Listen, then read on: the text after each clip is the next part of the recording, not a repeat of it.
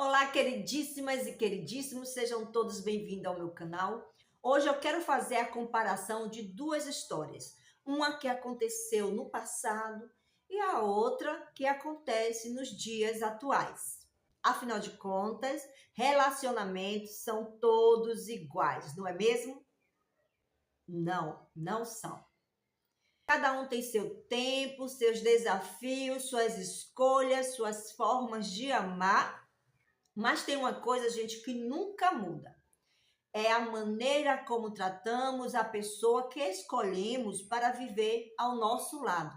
E aqui vem uma pergunta que eu gostaria que vocês comentassem aqui. Por favor, dá seu curtir, deixa seu like, tá? Vai me ajudar bastante a crescer o canal, tá bom? Como você trata a pessoa que Deus colocou na sua vida?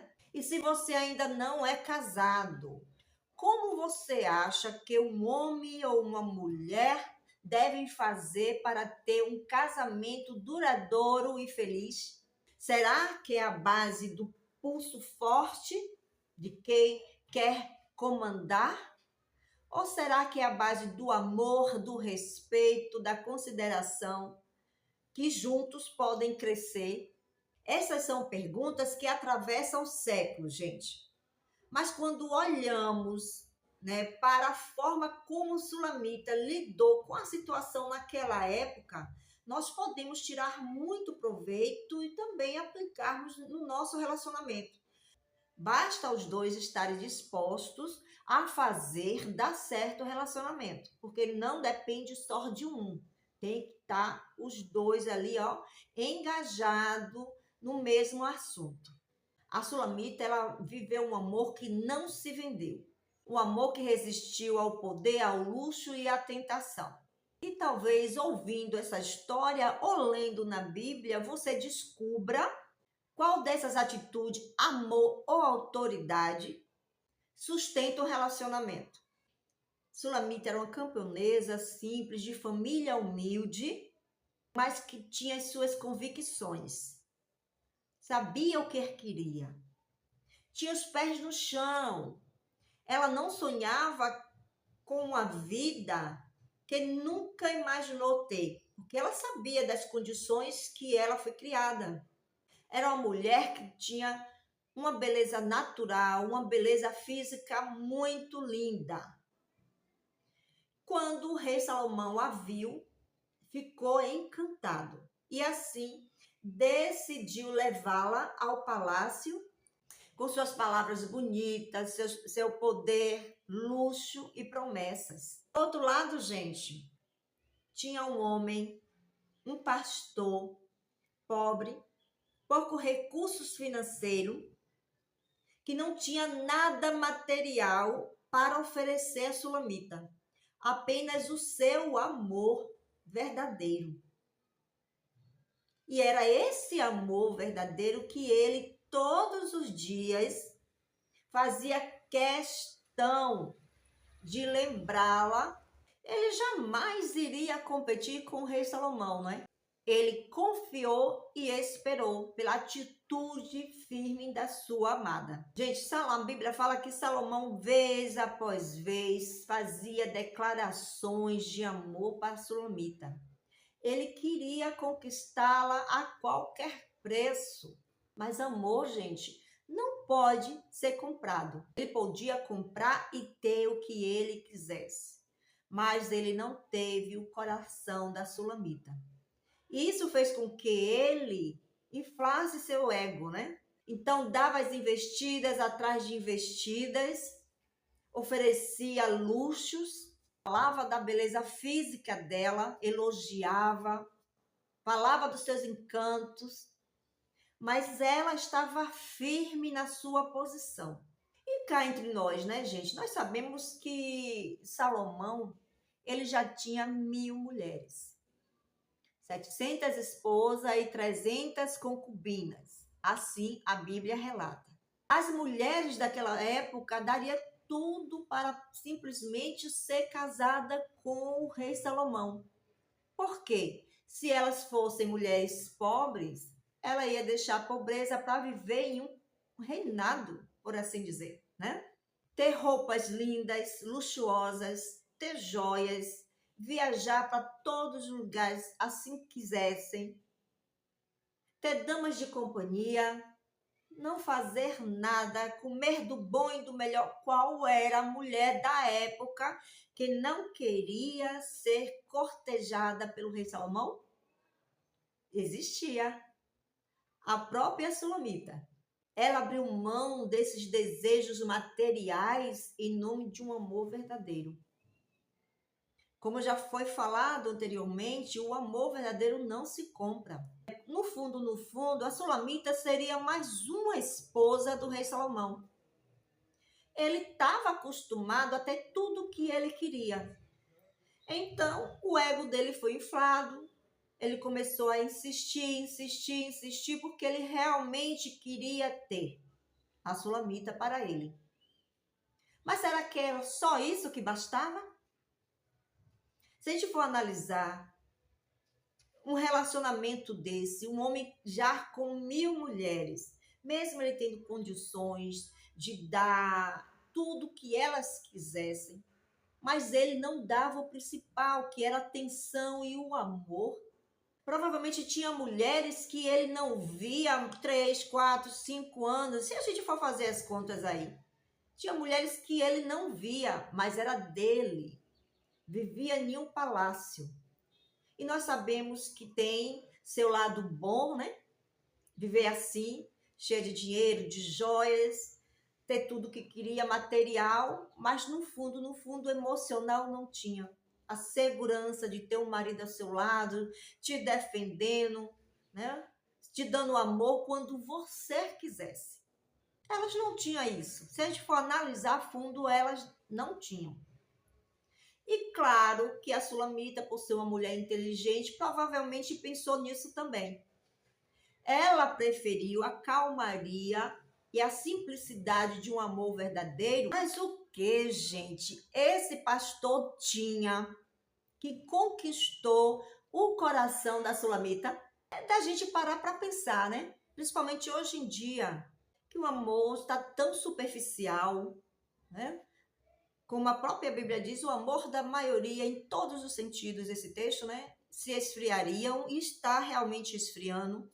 O que é que esse homem tinha de tão poderoso que conquistou o amor dessa mulher? Eu posso destacar em 3 pontos. O primeiro, ele tinha amor verdadeiro, um amor puro e sincero. Segundo, ele deu segurança emocional, não apenas promessas. E terceiro, ele tratava a Sulamita com amor, com carinho, não com autoridade. Qual é a mulher hoje em dia que não quer ser tratada com amor, com respeito, com carinho? Gente, sinceramente, eu desconheço. A figura masculina é muito importante na vida da mulher. Mas aquela figura masculina que sabe o seu papel e coloca em prática. Não a figura masculina que quer mandar com rudeza, quer mandar com autoridade, achando que só ele é o melhor, só ele é o bonzão e que todo mundo que depende dele, que está ao redor dele, tem que ser humilhado. Não. Não é esse tipo de homem que a Bíblia diz é o cabeça da família. Não é. O cabeça da família é aquele homem que dá respeito, considera a família, coloca em segundo lugar depois de Deus. Aí sim, ele vai ser abençoado e Deus vai escutar as orações dele. Porque tem um texto que diz que quando o homem não trata a sua família como deveria, até mesmo as suas orações são impedidas. Ou seja, Deus ouve, mas não responde. Se ele falta com a constituição que Deus fez, que é o casamento. Como é que ele quer algo de Deus? Se ele está desrespeitando a constituição do casamento. Aquele que ele disse sim, naquele horário crucial, sabe? O pastor ele conquistou o coração da Sulamita porque ele ofereceu algo que o rei jamais poderia oferecer. O rei ele ofereceu coisas materiais. Claro que a Bíblia fala que ele estava apaixonado, encantado pela Sulamita, mas isso não bastava para que ele pudesse tê-la. O pastor ofereceu amor em vez de poder, respeito em vez de posse e verdades em vez de aparência. E como já foi falado, todos os dias o pastor encontrava a Sulamita no campo e fazia declarações de amor. E ele fazia questão de dizer para ela o que sentia quando estava ao seu lado. E dava apelidos carinhosos da época, né? Ele falava igual por igual com ela, chamava ela de minha pomba, minha querida, minha perfeita. E eram apelidos sinceros vindo do coração. Um homem simples, sem estudo, que cuidava de ovelhas, mas sabiam como tratar uma mulher. Nós sabemos que, por isso tudo, ela escolheu um amor que fez ela se sentir viva. E não ao luxo que faria ser feliz, mas no fundo não estava. Isso mostra, gente, como nós devemos ser tratada e tratar a pessoa que está ao nosso lado, com carinho, admiração e respeito. Agora me conte aqui o que você achou das histórias de Cântico de Salomão. Algumas versões dizem que é Cânticos de Salomão, outras versões falam o Cantares de Salomão, vai depender das versões da Bíblia aí, tá, gente?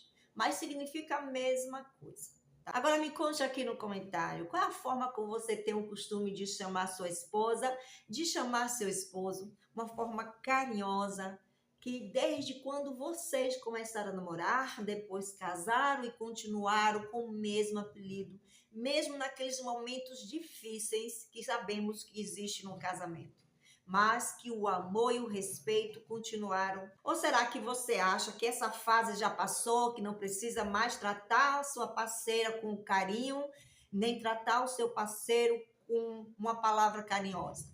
Que isso já era de quando vocês namoravam, que depois que casou, acabou.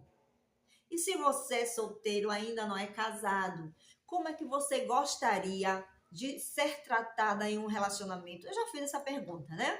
Mas, por favor, deixa a resposta aqui, tá? Eu vou amar saber. Gente, foi um prazer falar com vocês a respeito dessas duas comparações, tá? Que eu acredito que é de suma importância até mesmo para hoje. É um assunto antigo, mas que é de inspiração até os dias de hoje. A forma de ser tratada, de respeitar, de ser considerada, não mudou em nada, continua a mesma coisa. Talvez naquela época tinha culturas diferentes, né, lá do passado, forma de tratar as pessoas diferentes, ser um pouquinho mais rígido, mais duro por causa das suas tradições. Mas hoje em dia, qual é o motivo que um casal sempre não queira compartilhar com sua amada ou com seu amado? Aí a gente tem que fazer uma autoanálise, né? E ter aquela comunicação legal com o parceiro. Tá certo, gente? Muito obrigado por ficarem até aqui e muito obrigada por ficarem até aqui, tá? E se inscreva no canal, tá bom, gente? Um abraço a todos.